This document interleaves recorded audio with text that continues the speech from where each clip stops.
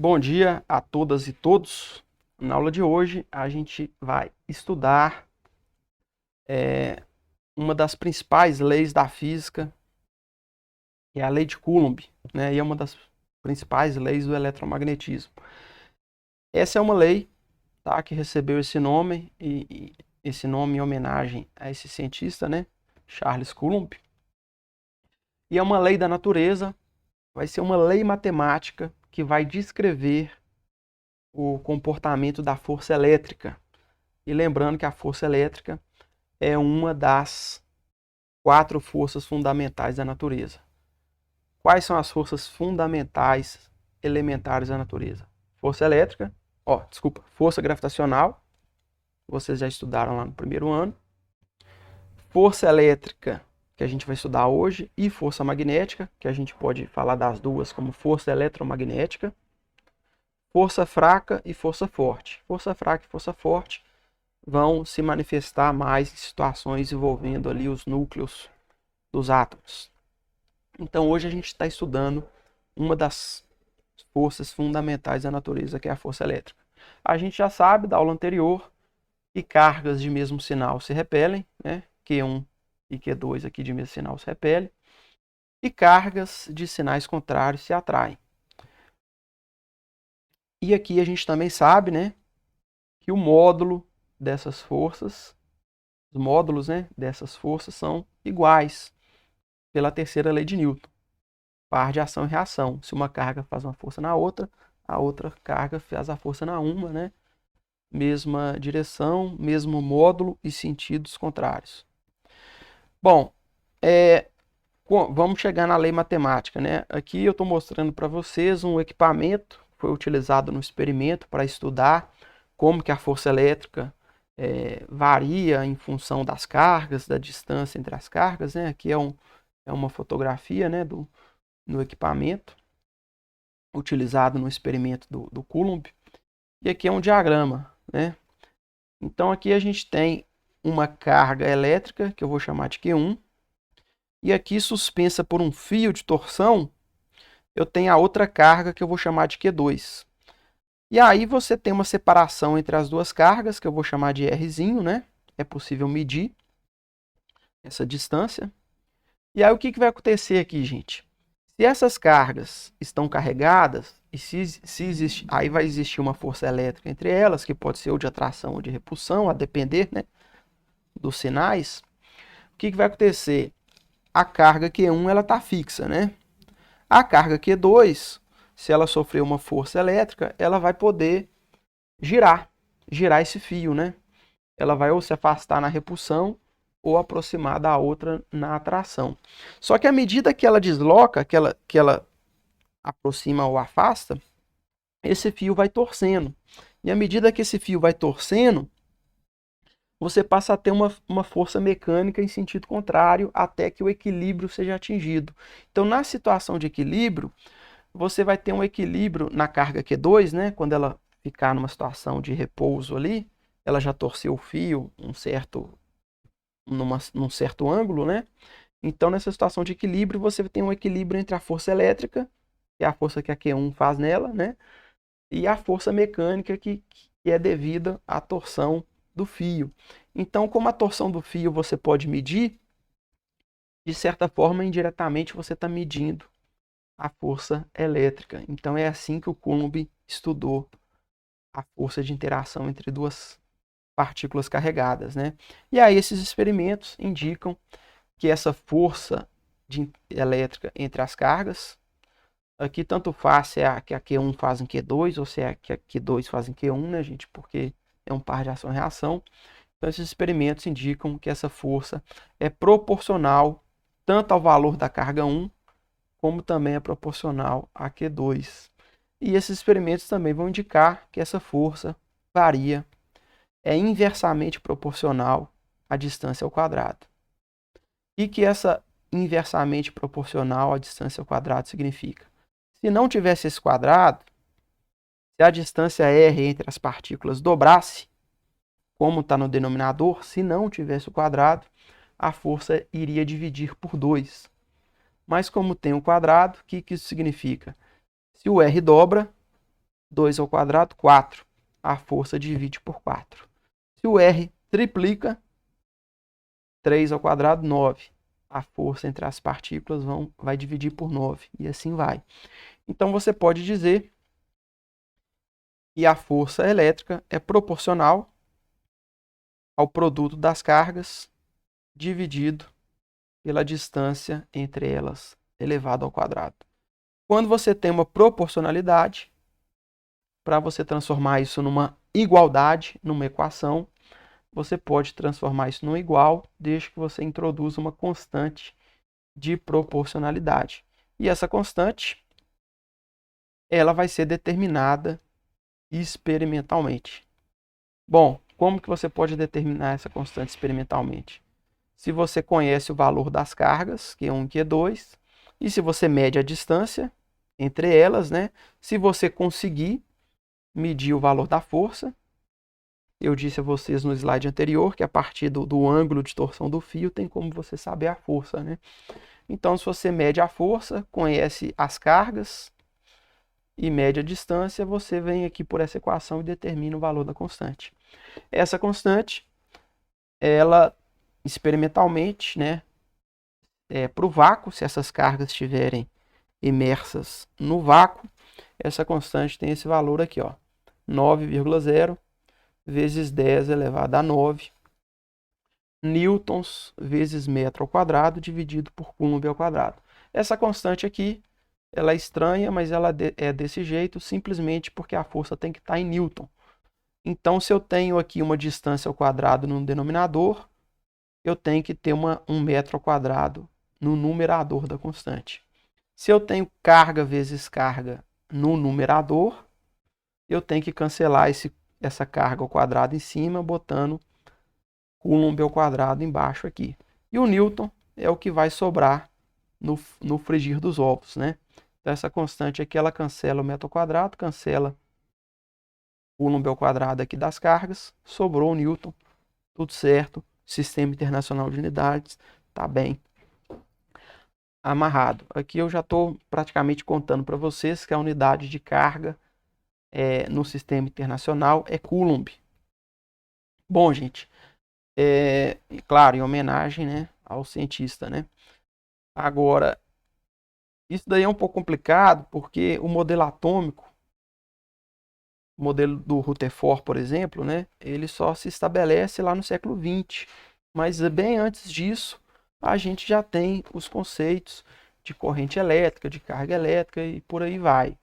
Então, a definição de Coulomb não tem nada a ver com a ideia de carga elementar do elétron, tá? O conceito de Coulomb, ele foi definido, né, historicamente, como a carga que passa pela seção transversal de um fio percorrido por uma corrente elétrica de 1 ampere durante 1 segundo. Então, se você tem um circuito e a gente consegue medir corrente elétrica, depois a gente vai estudar isso, né? Se a corrente elétrica nesse fio tem um valor de 1 ampere, se você pegar uma seção transversal desse fio e analisar quanto de carga que atravessou essa seção transversal em 1 segundo, isso, por definição, é 1 coulomb, né? É claro que hoje a gente já conhece o modelo atômico e a gente já mediu a carga elementar do elétron. E aí, quando você compara a carga do elétron com essa unidade de coulomb, a gente sabe, e experimentalmente, né, que a carga elementar do elétron vale 1,602, tem mais casos aí, né, mas parando aqui, 1,602 vezes 10 elevado a menos 19 coulomb. Mas, professor, por que esse número quebrado, esse número feio? Bom, porque a gente não tinha ideia do elétron, né? O Coulomb foi definido de um jeito que não tem absolutamente nada a ver com o elétron. E aí, quando a gente mediu a carga elementar do elétron, a partir da definição de Coulomb que já estava feita, né? Muito tempo atrás, deu essa coisa quebrada aí e muito pequena. Observem como é que um Coulomb é muito maior do que a carga do elétron, porque a carga do elétron é 10 elevado a menos 19. Então, se você dividir um coulomb por essa carga, isso vai dar aí da ordem de 10 elevado a 18, 10 elevado a 19 elétrons. Então, um Coulomb, simplesmente, é uma quantidade absurda de elétrons, né? Quando as cargas, gente, elas estão imersas em um meio material, por exemplo, você pode pegar um par de cargas e mergulhar numa piscina, né? Na água. Aí o meio material ali não é a água. Você pode manter essas cargas no ar, né? Que é a maioria das situações que a gente trabalha. E o vácuo, né? É possível você simular experimentalmente ali, chegar próximo da situação do vácuo. E a gente viu, né, que essa lei aqui, o valor dessa constante, ela foi, que eu passei para vocês, é no vácuo, né? No vácuo, a constante da lei de Coulomb tem esse valor.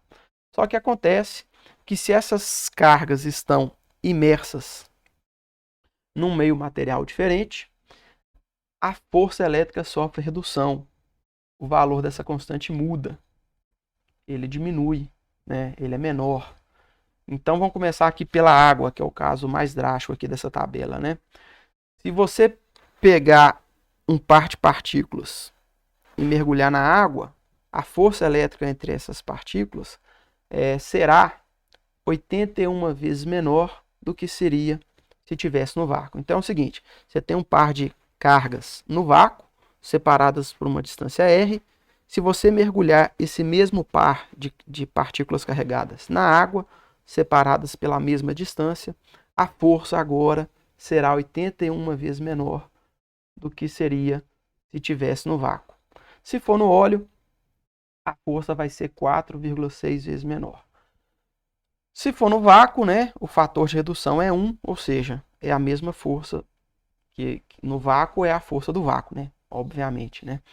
E no ar, a força é 1,0005 vezes menor. Então, se você dividir um número por 1,0005, esse número vai ser praticamente o mesmo, exceto lá por volta ali da quarta casa decimal, né? Como a gente trabalha aqui no ensino médio, já parando aqui na segunda casa, então esse efeito de redução da força no vácuo, ele não vai preocupar a gente, né?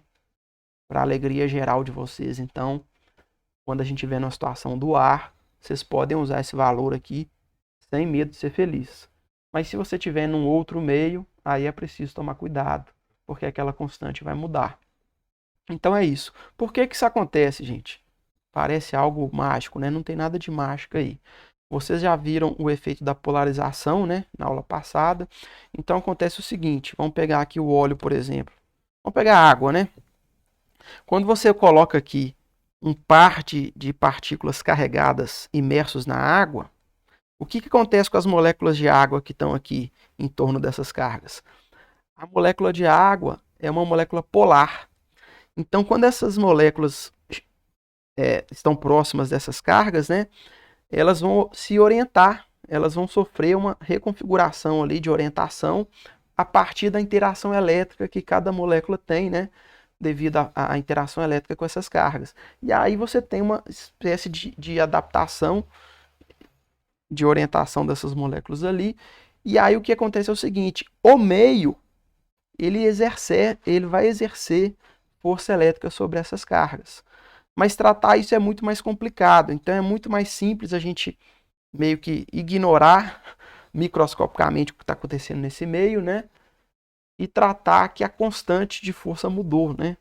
Mas basicamente você mudar essa constante de força é uma espécie de você levar em conta, né, a influência que o meio exerce sobre essas cargas que estão ali mergulhadas. Então isso tudo é muito complicado, tá? A gente não precisa preocupar muito com isso. Só tomar cuidado. Se você estiver fora do vácuo, fora do ar, essa força elétrica sofre uma redução. E aí você tem que olhar numa tabela o quanto que vai ser essa redução.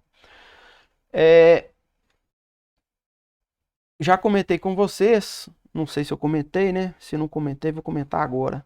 Reparem como essa força elétrica é muito parecida. Reparem como a lei de Coulomb é muito parecida com a lei da gravitação universal, lá do Newton, né? A força gravitacional também aparece a distância ao quadrado no denominador, Só que aqui, na lei de Coulomb, você tem o produto das cargas e na lei gravitacional você tem o produto das massas. Aqui você tem uma constante, que é da ordem, em potência de 10 aqui, ó, 10 elevado a 9. E lá na lei gravitacional você tinha uma outra constante, que era muito pequena, da ordem de 10 elevado a menos 11. De 10 elevado a menos 11, né?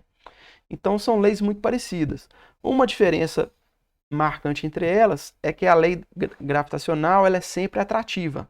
Um par de massas sempre se atrai. Agora, a lei de Coulomb, um par de cargas podem se atrair ou repelir a depender dos sinais. Mesmo sinal, repulsão, sinais opostos, atração. Então tem algumas diferenças. Então vou lançar aqui algumas perguntas que eu vou deixar para discutir na aula síncrona. Não, essas aqui eu já vou discutir com vocês. Como seria o universo se existisse uma força semelhante à gravitacional, mas bilhões de vezes maior em módulo? Dá o pause aí e pensa. Bom, a ideia é o seguinte, a gente sabe que a força gravitacional tende a concentrar a matéria, né? Então você tem a formação dos planetas, das estrelas, não é isso? Você mantém coisas em órbita, planetas em órbita de uma estrela, graças à força gravitacional e por aí vai. Imagina que você tem uma força parecida com ela, atrativa, mas muito mais intensa. A tendência do universo seria colapsar, né? E se existisse uma força igual à gravitacional, mas bilhões de vezes maior, só que de repulsão, sempre de repulsão, aí aconteceria o quê? Dá um pause aí e pensa. Aconteceria um afastamento de tudo, né? Tudo seria afastado de tudo. Agora, e se existisse uma força parecida com a gravitacional, bilhões de vezes maior, mas que ela fosse tanto de atração quanto de repulsão? Dá o pause. Resposta. Nesse caso, o universo seria exatamente como ele é. Aqui a gente tem um exemplo, um átomo de hidrogênio. Quando você aproxima dois átomos de hidrogênio, você pode formar uma ligação química aqui e formar uma molécula, né? H2. E olha que interessante. Os prótons se repelem, né? Mas você tem ali uma nuvem eletrônica na ligação química que mantém essa molécula numa situação de equilíbrio. Se você aproxima demais os núcleos, a repulsão ganha, né? E se você afasta demais esses núcleos, a nuvem eletrônica aqui, mediano, né, atraindo os dois núcleos, puxa esses núcleos de volta. Então você tem uma situação de equilíbrio e a molécula fica vibrando. Então a matéria é do jeito que ela é, graças à lei da natureza, da força elétrica ser do jeito que ela é, né? Uma perguntinha que eu vou deixar para aula síncrona, para quem quiser discutir. Vamos supor que num estalo de dedo eu fosse mágico e conseguisse trocar tudo no universo de carga.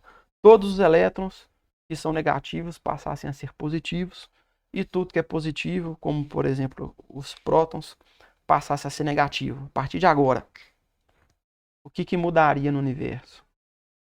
Quem quiser, a gente discute na aula síncrona. Aqui está a comparação entre as duas leis, tá? A lei de Coulomb, uma constante, produto das cargas, né? Distância ao quadrado aqui no denominador. E a lei da gravitação, bem parecida, né? Só que é produto das massas, a distância ali ao quadrado também, né? E outra constante. E vamos comparar as constantes, olha. 10 elevado a 9, 10 elevado a menos 11. É claro que você não pode olhar só para a constante, né? Porque não faz muito sentido você comparar massa com carga, né? Até porque são definições de unidade completamente diferentes, né? Quilograma, coulomb, então falar quem é maior, quem é menor, não é tão simples assim. Mas como um exemplo aí de brincadeira, opcional para quem quiser brincar, pesquisem aí na internet a massa do elétron, a massa do próton, a carga do elétron, eu já dei aqui na aula, né? E a carga do próton é a mesma, exceto o sinal, né? Um é positivo, o outro é negativo. Aí eu quero que vocês calculem por uma distância qualquer aí, uma distância x, tá? Pega um elétron e um próton numa distância x. Eu quero saber o seguinte: quantas vezes um elétron e um próton que estão separados por uma distância x, quantas vezes a força elétrica vai ser maior do que a força gravitacional? Bom, para quem quiser uma curiosidade, por hoje é só. Vocês vão ficar aí com um exercício sobre a lei de Coulomb e a gente vai discutir ele na aula 5. Um abraço a todos e todas.